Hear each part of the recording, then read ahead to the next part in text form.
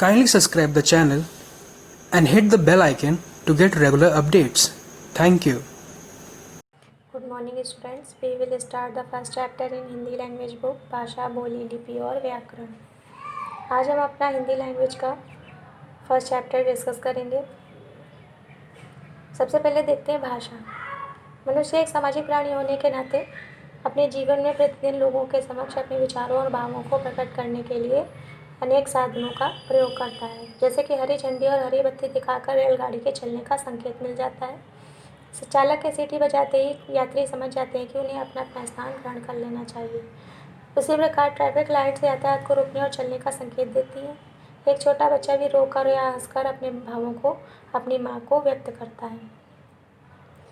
इसी प्रकार हाथ हिलाकर स्वागत करना और शुभकामना व्यक्त करना भी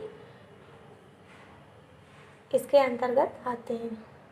ये सभी सांकेतिक भाषा के उदाहरण हैं। संकेतों के द्वारा मन के विचारों और भावों को उचित प्रकार से व्यक्त नहीं किया जा सकता है, अतः हमें अपने मन के विचारों और भावों को व्यक्त करने के लिए एक भाषा की आवश्यकता होती है। शब्द रचना की दृष्टि से भाषा शब्द संस्कृत की भाषा धातु से बना है, जिसका अर्थ होता है बोलना।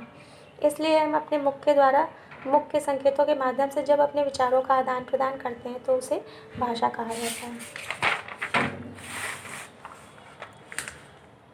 भावों और विचारों की अभिव्यक्ति के लिए प्रयुक्त ध्वनियों की व्यवस्था ही भाषा कहलाती है। भाषा के मुख्य लक्षणों का पता निम्नलिखित चलता है।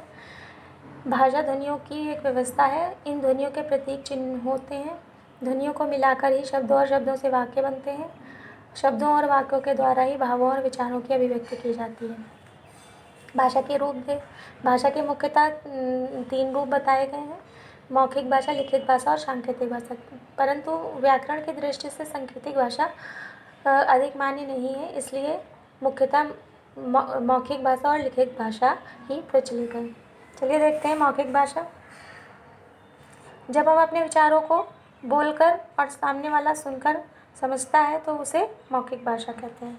इसके अंतर्गत भाषण, बातचीत, वाद विवाद, कहानी सुनना, रेडियो पर समाचार सुनना आदि इसके उदाहरण हैं। लिखित भाषा, जब हम अपनी बात को दूसरों के समक्ष लिखकर और दूसरे पढ़कर समझते हैं तो उसे लिखित भाषा कहते हैं। इसके अंतर्गत समाचार पत्र, पत्रिकाएं, पुस्तकें, कंप्यूटर आदि लिखित भाषा के प्रमुख उदाहरण हैं। Okay, thank you. Good morning students. हमने अपने स्टार्टिंग की पोएम की व्याख्या पिछले वीडियो में समझी थी। अब हम आगे की व्याख्या समझते हैं। पीकर जिनकी लाल शिराएं, उगल रही लू लपट दिशाएं, जिनके सिंहनाद से सहमी धरती रही अभी तक डोल, कलम आज उनकी जय बोल।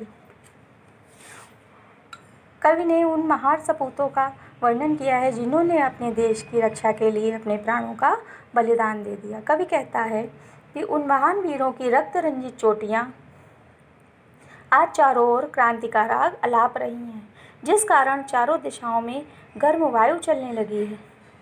जिन महान बलिदानियों के हुंकार से यह धरती सहम कर डोलने लगी है, अर्थात वीरों के बलिदान से चारों ओर क्रांति की खलबली मच गई है। लेखनी आज तुम उन्हीं वीरों का गुणगान करो, उन्हीं की जय जयकार करो। अंधा चकाचौंध का मारा, क्या जाने इतिहास बेचारा, साक्षी है उनकी महिमा के सूर्य चंद्र भूगोल खगोल, कलम आज उनकी जय बोल। कवि कहता है कि यह इतिहास जो इन वीर सपूतों के बलिदानों के बारे में कुछ नहीं जानता है, परंतु उनकी वीरता के किस्से उन सूरज, चंद्रमा, भूगोल और खगोल सभी जानते हैं। सभी उनके वीरता के गवाह हैं। अतः हे लेखनी, आज उन वीर सपूतों की जय का गुणगान करो। इस कविता के लेखक हैं रामधारी सिंह दिनकर।